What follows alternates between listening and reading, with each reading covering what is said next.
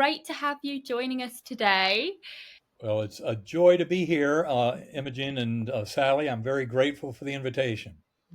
You've written several incredible books, and it was your first book, Proof of Heaven, that really captivated readers around the world. But to set the scene, can you please tell us first about what your life was like as a neurosurgeon before you became ill, and then what led you to becoming ill? Because what happened to you was quite rare, wasn't it? It was very rare, especially the recovery. That part is really, to this day, quite mysterious from a medical viewpoint, but I think we certainly have some better answers.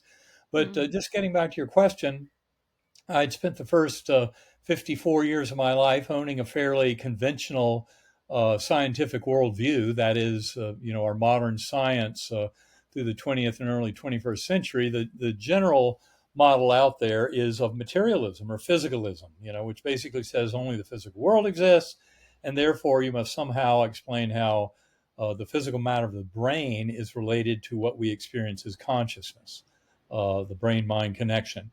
And I had heard stories, beautiful spiritual stories from patients. Nurses had shared things with me that our patients had been through, et cetera, that suggested a much bigger spiritual world. And yet I, from the scientific side, wanted to measure everything, quantify everything, and figured that's the only way we can explain any of this. And that's why I think my journey was such a gift, because it occurred in a setting where really my brain, the evidence for damage to my brain was so extensive that a medical case report written on my medical records by three doctors not involved in my care but fascinated by my recovery. And that case report came out in the Journal of Nervous and Mental Disease in September of 2018. And they made 2 points very clear. One is that due to the Glasgow coma scales, neurologic exams, CT and MRI scans, lab values, this meningitis was so severe that I should have had no dream or hallucination at all. Those parts of my brain were wildly inactivated by the meningitis. And so, how in the world did I have the most profound, detailed, memorable, transformative experience of my lifetime when my brain was very demonstrably offline? And that is Mm. really where the scientific community takes my story very seriously. People often ask me, what do your skeptical scientific colleagues make of all this? Well, they're kind of with me on, oh my gosh, how did all this happen? And the medical case report not only mentions that I could not have had a dream or hallucination given the damage to my brain, but also they point out the recovery. Here I am, a 69-year-old guy who basically spent a week in coma 15 years ago due to a disease that should have killed me, and then ended up coming back to this world. Admittedly, my brain was pretty much wrecked when I came back. I didn't even recognize loved ones at the bedside, my mother, my sisters, my sons, etc. All I remembered was where I had just been. And that's another kind of unique feature of my NDE compared to other near-death experiences, is that I was amnesic. I had no memory of Eben Alexander's life, Earth, this universe, none of our language, none of that, no concepts from my religious upbringing or anything. It was all gone, an empty slate, which I only realized in the months and years after the coma was absolutely necessary for me to fully accept it for what it was and not try to dismiss it based on my old, false, improper paradigms of materialism or physicalism. And so it has been a complete transformation of my life. And in fact, it's really the scientific community that has supported me so fully through all this. And, I remain a scientist as I've always been. And I knew after this journey that I had to explain it scientifically. And what I didn't realize was that actually there are hundreds of scientists around the world who've been working on what is called the survival question. That is, do our souls survive bodily death?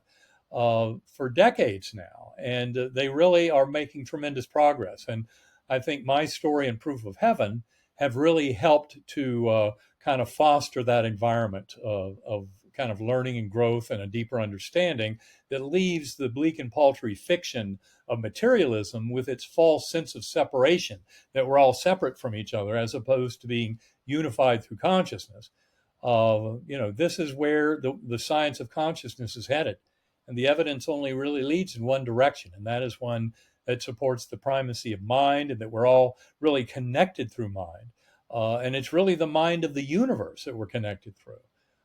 So I would say that the scientific world is changing very radically on all this, has everything in the world to do with quantum physics, even though many quantum physicists don't even realize yet how important, entanglement and these other concepts in modern quantum physics are for understanding the nature of the brain mind question, the nature of reality, basically. Let's start with what happened, because it's a fascinating story. So you became ill basically overnight, is that right? Very Right. quickly went into a coma and then had this incredible near-death experience. So can you take us through like that, what happened to you when you became ill and then your near-death experience? Sure. So really, up until the night before, everything had been going perfectly normally. I mean, there's nothing in retrospect that was out of line. But at 4:30 in the morning, November 10th, 2008, I woke up with severe back pain, and soon realized I also had a severe headache, and then lapsed into coma, grand mal seizures. All that was at home. There's a Mm. myth out in the world due to some um, erroneous reports about my case that it was a medically induced coma.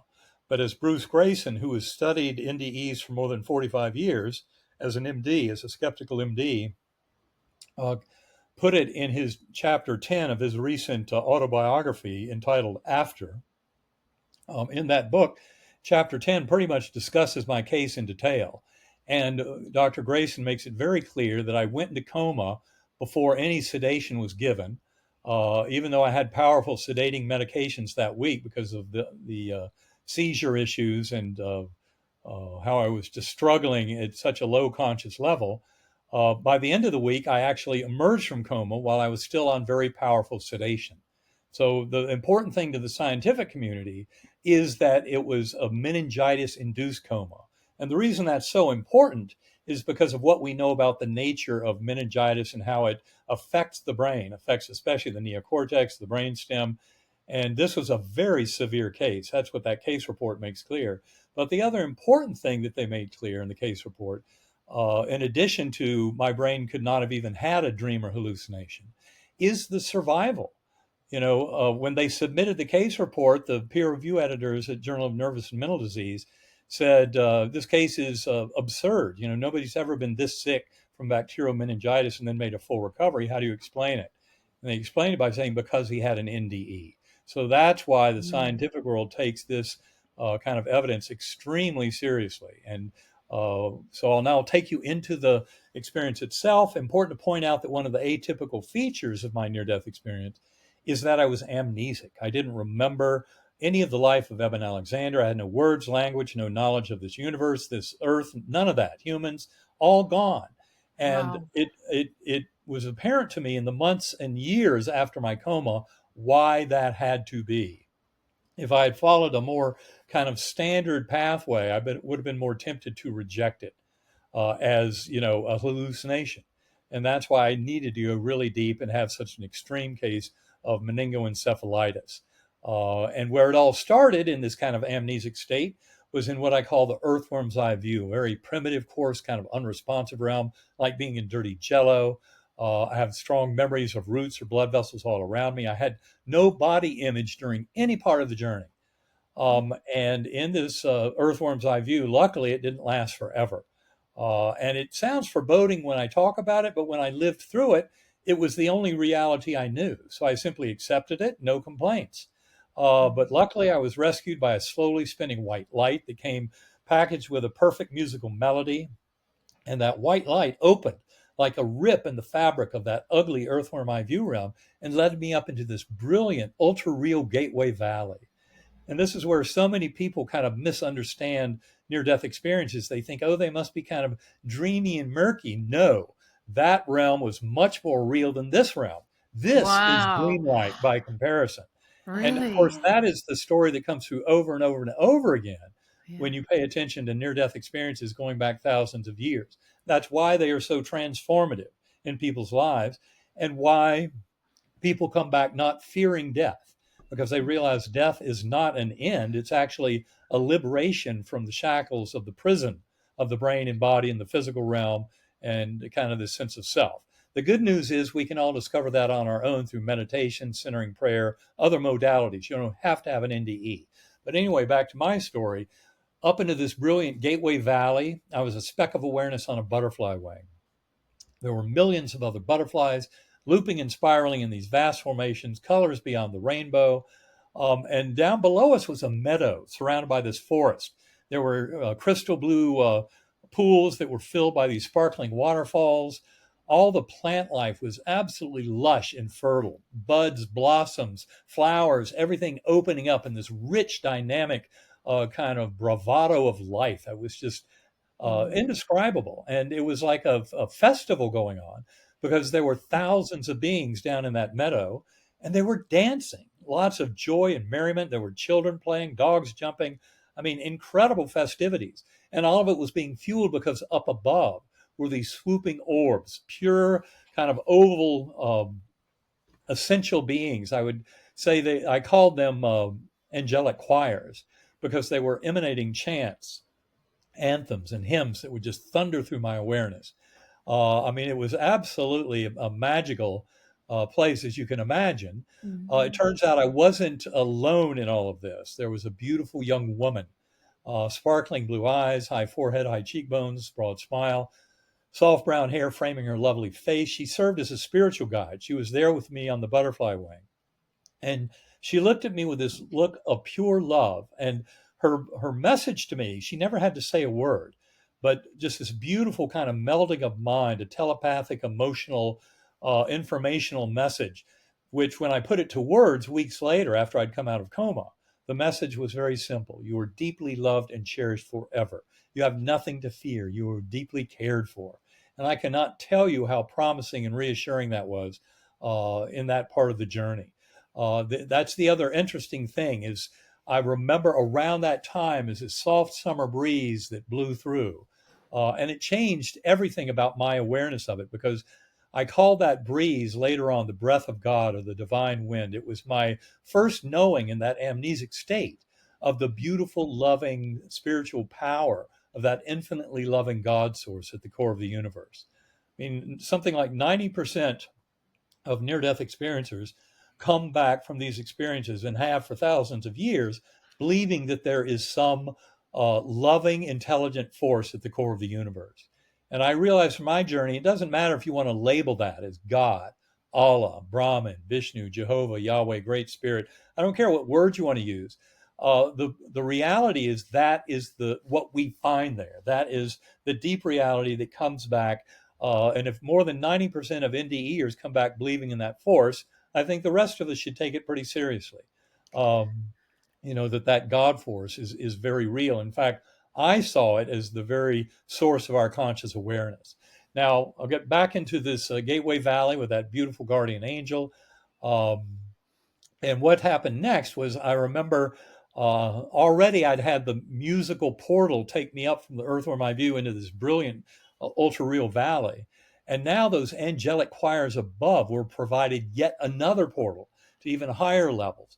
And to put it in proper perspective, you got to remember that this level, this Gateway Valley, is kind of an intersection of earthly like realms and spiritual realms. This is where one would go through, say, a life review, where all the events of your life could flash before your eyes. The point to be made here is that all those things happen simultaneously. So that realm is no longer slave to earth time. That is a very important point if you want to understand the deeper aspects that involve things like after-death communications, deathbed visions, our loved ones appearing to us at the time of bodily death, and also past life memories in children suggestive of reincarnation. The only way to make sense of that is realize that Earth time is here to support the stage setting for the drama to unfold. But in fact, in that spiritual realm, we realize that all of that is accessible in a different temporal dimension that I call deep time or meta time. And that helps to resolve a lot of paradoxes and kind of confusion about how people can even have these experiences, including after-death communications and children remembering past lives. which is scientifically validated, for example, from the work at UVA and University of Virginia in the United States. But anyway, getting back into the main part of the story, so what I witnessed was all of four-dimensional space-time collapsing down, all of that rich spiritual realm and its deep time or meta time of higher ordering of events, all of that collapsing down until I had before me this kind of complex oversphere, as I called it, that was the universe throughout all of eternity. But that was in the core realm. So the angelic choirs from the Gateway Valley had provided another portal up into this higher level where everything resolved into that oneness and unity. And I recognize there that our very conscious awareness is sourced in that God force. So we're never separate from that. And that is something that's very reassuring to a lot of near-death experiencers as they describe their stories, is how that realm seems so much like our spiritual home. It is where we belong. And yet most of the growth, I will remind people, actually happens here in this material realm where we're temporarily dumbed down to the knowledge that is available to our higher souls in those spiritual realms and kind of plodding along, living these lives where we learn and teach with each other, but we have skin in the game. And that's what gives us this buy-in into being these material beings, dealing with each other and learning as much as we can about life in the universe. Now, it turns out in that core realm, every time I went there, because I would cycle through, and every time I went in, I was told, you're not here to stay, you'll be going back, we'll teach you many things.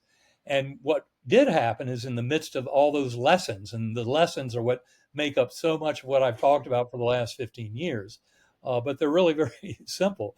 But the reality is, I would tumble back down to that earthworm eye view, that very primitive, coarse, unresponsive starting space. And there, by remembering the musical notes of the melody, that's how I could conjure up that light portal that led back up into the Gateway Valley. Always reassured by that lovely guardian angel, and then ushered up into the core realm for more. And I went through those cycles several times. I think part of the lesson about the multiple levels and the repeat visits had to do with a deeper understanding of consciousness and the different kind of spiritual levels available. And also a deep lesson about how the brain is not the creator of consciousness at all. We're conscious in spite of our brain. But the brain is how, a physical body in the four-dimensional space-time of this universe has access to that mental realm, which is really the mind of the universe that we all share. Now, there did come a time when I could no longer conjure up the using the musical notes. I no longer got the beautiful light portal into the Gateway Valley. To say I was sad would be an understatement, but I also knew by that point I could trust that the universe was there to care for me. It would do the right thing as long as I had that love in my heart. And that is when I witnessed thousands of beings going off into the distance around us, uh, heads bowed, some holding candles, this murmuring energy coming from them. And it was fascinating to me because that murmuring energy brought me the very same sense of being in a spiritual home that I'd first gotten in both the Gateway Valley and the core realm. But now I'm getting in this lowest kind of dark and murky realm because of all these beings. And they were basically humans in prayer. That's basically how I put it all together, the words I used to write it up. That's what it seemed to me when I came back to this world. And that was really almost the last of the journey, because at the very end of the journey I saw six faces. And the faces would kind of come up out of the muck. They'd say a few words that I didn't understand because of the amnesia, and then they disappear. They're very important. I can remember them as vividly now in my mind as if they just appeared to me this morning. I mean, the images were sharp and clear, but at the time I saw them, I did not recognize who they were. It turns out that, importantly, five of those six were people who were physically present in the ICU room the last 24 hours I was in coma. And there were numerous other family and friends who had been there earlier in the week who I had no memory of.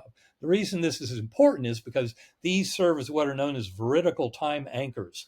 They showed that the vast majority of the coma journey had to happen between days 1 and 4 or 1 and 5 of a 7-day coma. I explain the timing in the book Proof of Heaven, but those are the facts of all the evidence and what it tells us about how this whole series of events occurred.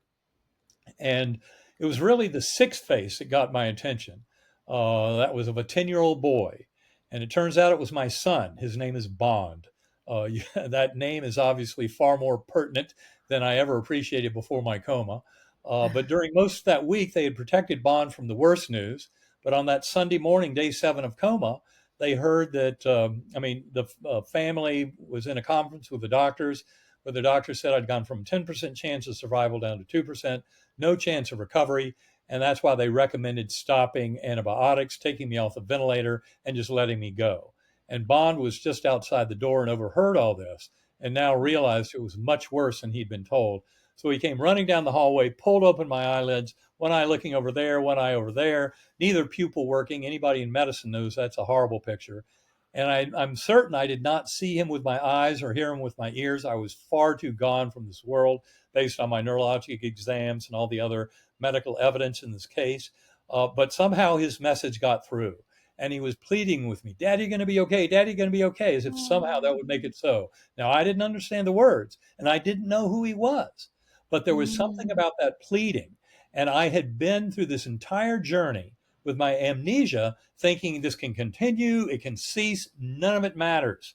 But now every bit of it mattered, because I realized there was some other soul out there, and I had this deep responsibility to be there for him in some fashion.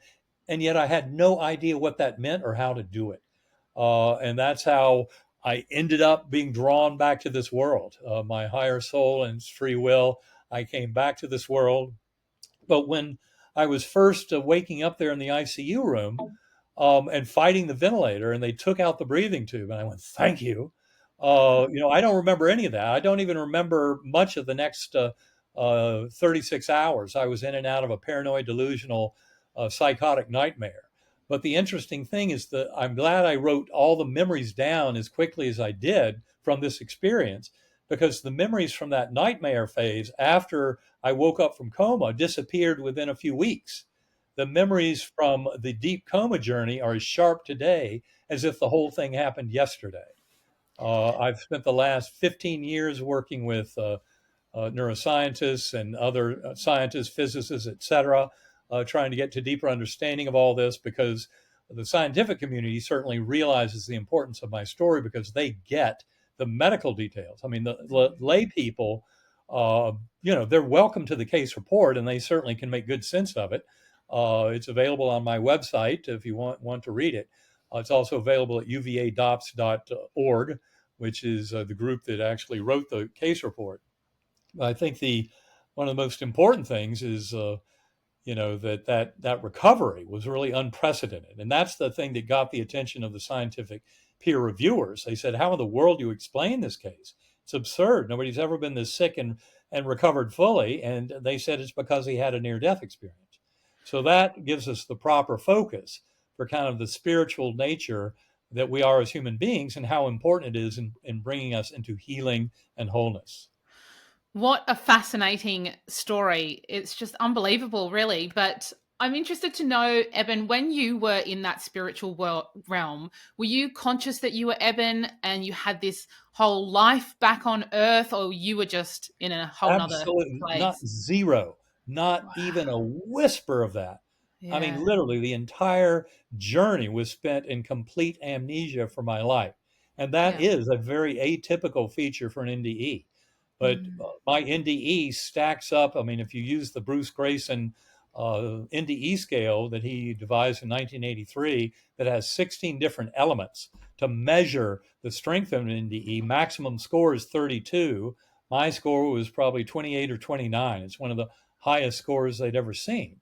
So there were tremendous aspects of my journey that were classic, powerful NDE. And yet I came to recognize in the months after that that if I'd had a classic NDE, for example, if I'd scripted it, my father would have been there. My adoptive Mm. father, he was a world renowned neurosurgeon. He's the reason I went into the field. He had passed over 4 years before my coma, and he was nowhere to be found in this journey.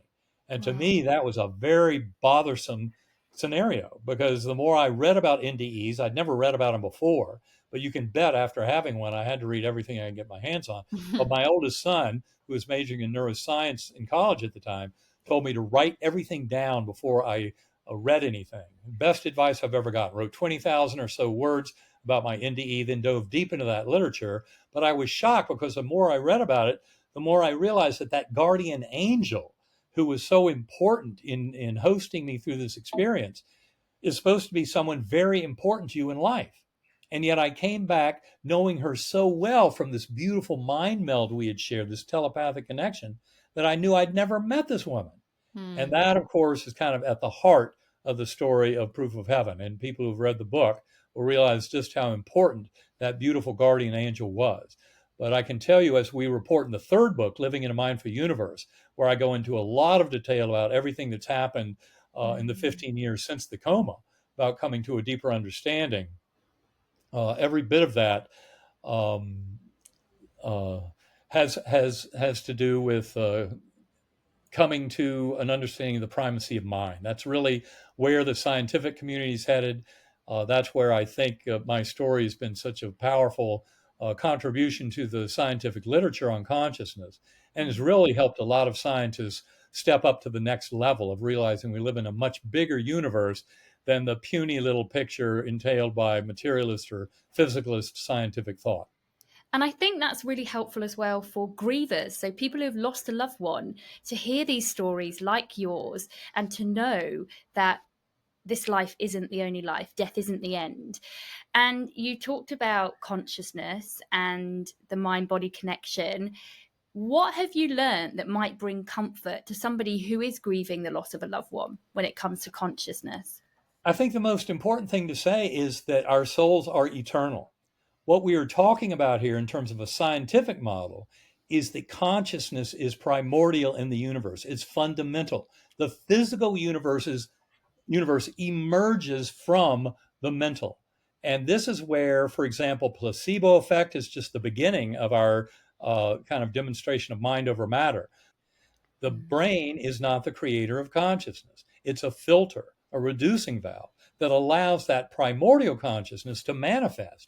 And we each run around with this kind of notion that we have our own individual mental space. But scientists have demonstrated telepathy to be very real. Telepathy, just read Guy Leon Playfair's book on twin telepathy, where he talks about more than 35% of identical twins having very powerful, demonstrable telepathic connections. You'll never doubt the reality of telepathy again. Of course, it goes far beyond just twins, but that's just an excellent source to show that it's real. Then you've got things like remote viewing. It's one of the most proven fields in parapsychology of the psychic spy programs of various governments. And Jessica Utz, the head of the American Statistical Association, in her presidential address in 2015 made it crystal clear that both precognition and remote viewing were statistically very sound and proven scientifically.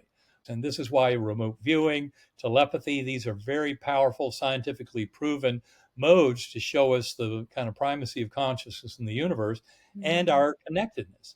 And I think for anyone who is bereaved, it brings great comfort to realize that the scientific study of near-death experiences, shared death experiences, which are just like near death, but happen in perfectly normal people, usually a relative who's losing a loved one who might be 1,000 miles away.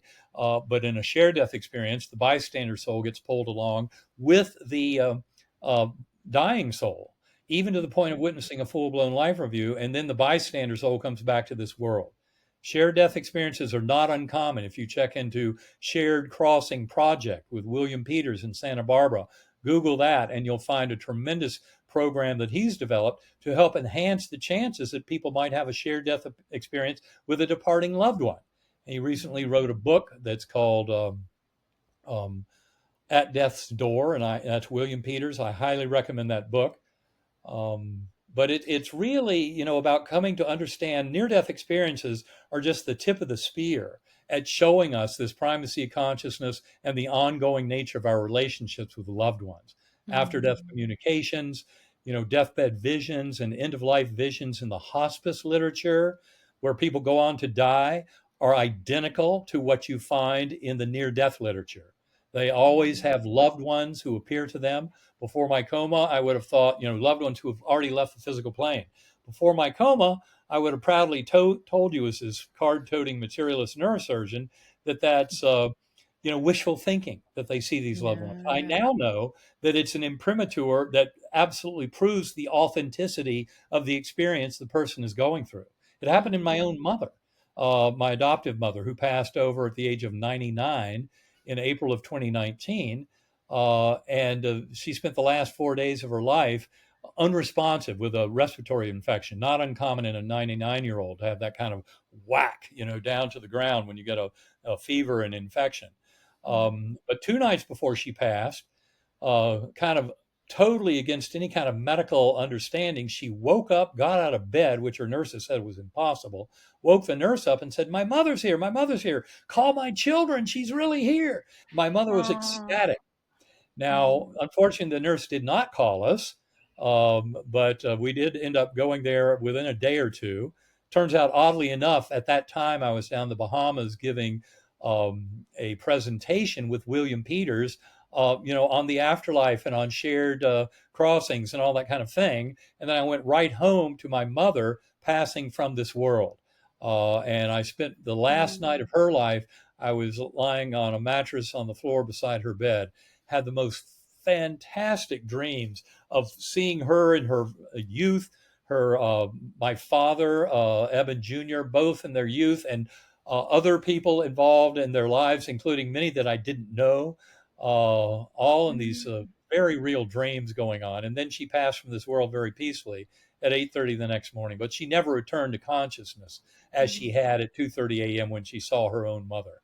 And I think that is something that we hear a lot when it comes to NDEs, that people see their loved ones as they're approaching the end of life. Isn't it, Im? It's something that we've heard a lot in Mm. conversation with other people. Like we spoke to Dr. Bruce Brayson on the podcast before, and he's talked about that. Yes. I'd love to know, you've talked about spirituality and you've talked about ways that we can tap into our consciousness to help us connect with that bigger universe. And I know that mindfulness has played a really big part in your journey since you had that experience. What can we do, and what have you changed in your life since this experience happened to you? Well, what I can recommend to people is to meditate. Take some time. And for me, meditation is the same as centering prayer. It always involves an infinitely loving God at the core of the universe that is a co creator of our evolving reality. Um, but I realized, I guess within 2 years of waking up from coma, I'd read about 150 books on quantum physics, on the brain mind connection, on spiritual traditions, East and West, trying to get some answers. And I finally realized that if I wanted to really get it, I had to explore my own consciousness. I had to develop a very regular pattern of meditation and going within. And I've been very grateful for that. I've spent the last 11 or 12 years. I use the technique of sacred acoustics. If you go to sacredacoustics.com, you'll learn a lot more. Full disclosure, Sacred Acoustics was co-founded by my partner, Karen Newell, who is also the co-author of our third book, Living in a Mindful Universe.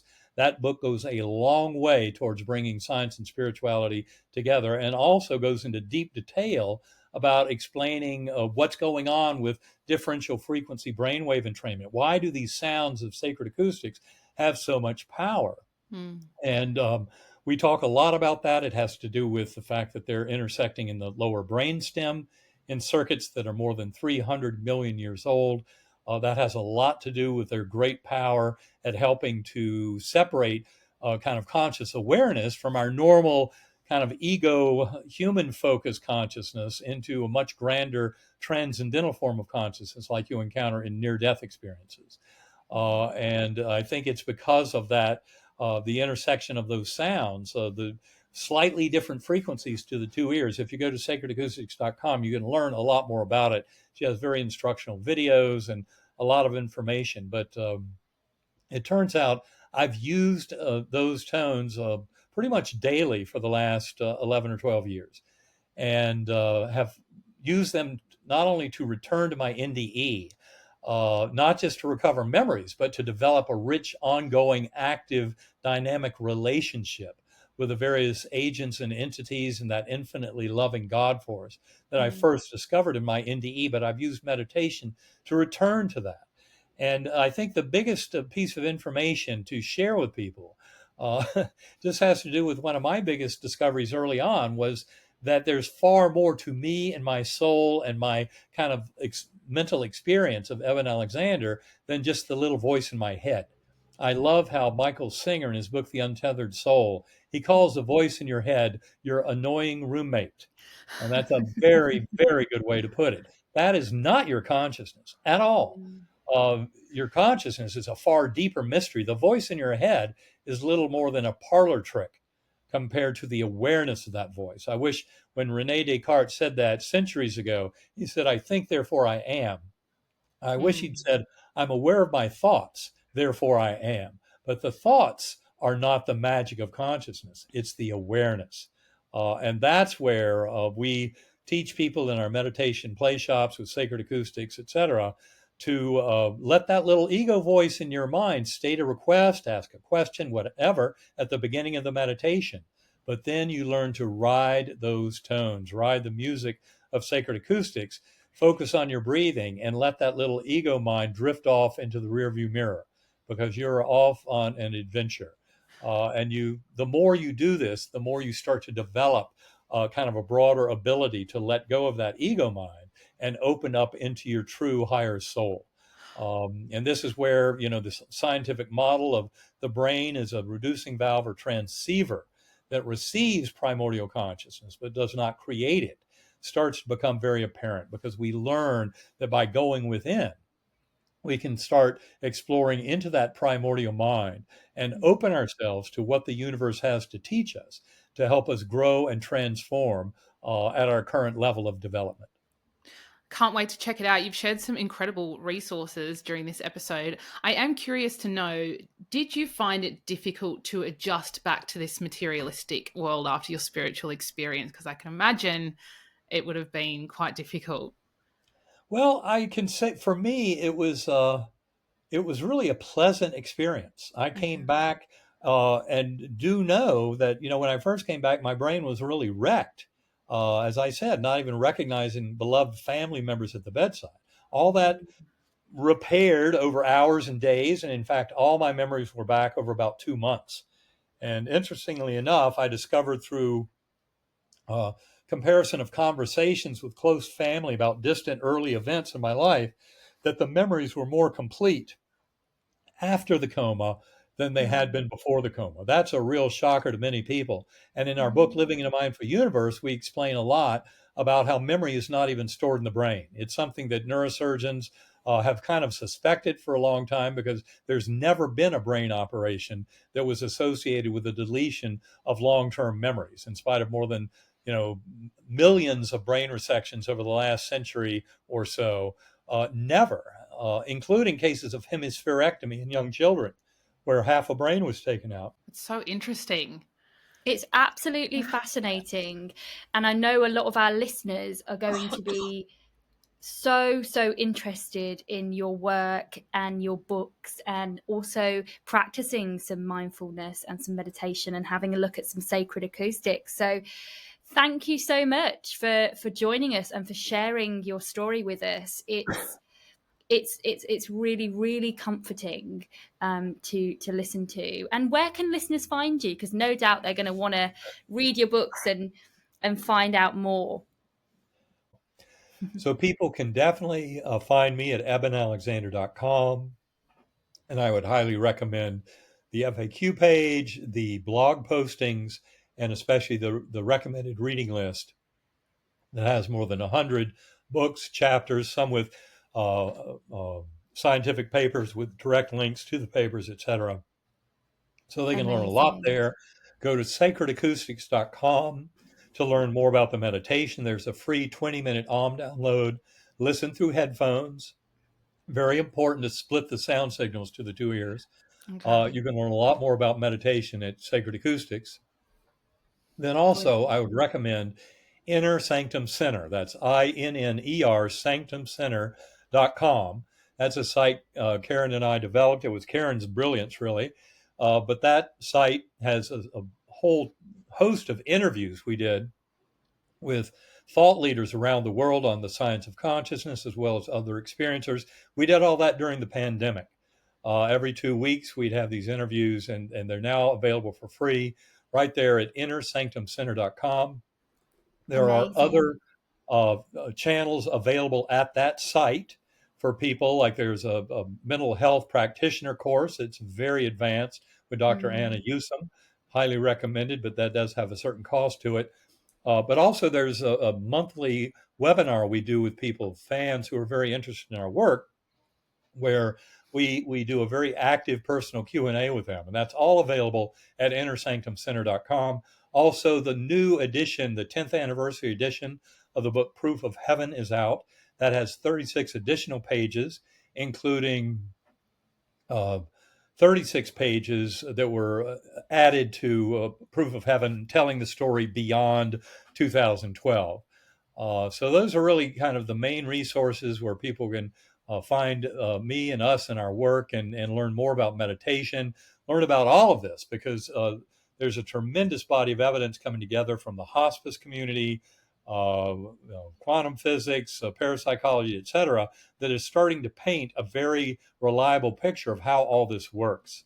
And it involves a deeper understanding of our relationships to others that do not die with death of the brain and body, Mm. and the power of after death communications. Something like 30% of people in the modern world have had these powerful communications with loved ones who have left the physical plane, either at the time of physical death or later. And we've assembled a lot of information about that. So there's just a huge body of evidence. It brings tremendous comfort to the bereaved and to those who are grieving the loss of a loved one, or for those who are facing a terminal illness of their own mortality. There's a tremendous amount of comfort that can Mm. come from the scientific study of consciousness and what it is showing us about the true nature of the soul. And that is where Amazing. the evidence leads. Thank you so much for sharing all of that with us, Eben. I Well, think there's a lot of fantastic resources there. And I think for any listeners who are interested in this topic, you've just given them a lot of great further reading. So thank you so much for joining us today. It's been a real treat to speak to well, you. my pleasure, Em and Sally. Thank you so much for having me on. It's great talking with you. And maybe sometime we can chat again.